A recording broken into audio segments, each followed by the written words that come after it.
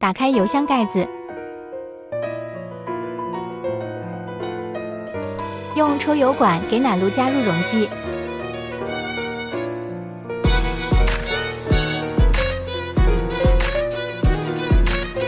使油箱加到1/2以上，然后拧上油箱盖，静等30分钟，使棉芯充分吸入溶剂。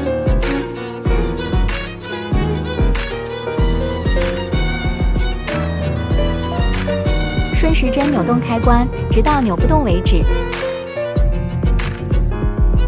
用点火枪或火柴直接点着灯芯，并迅速盖上燃烧筒，等待温暖的火焰慢慢的燃烧起来。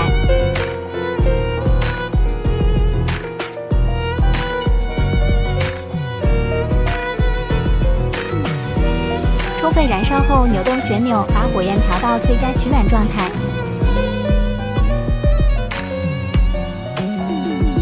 熄火就是逆时针扭动旋钮开关到底，然后等待观察火苗彻底熄灭了再离开。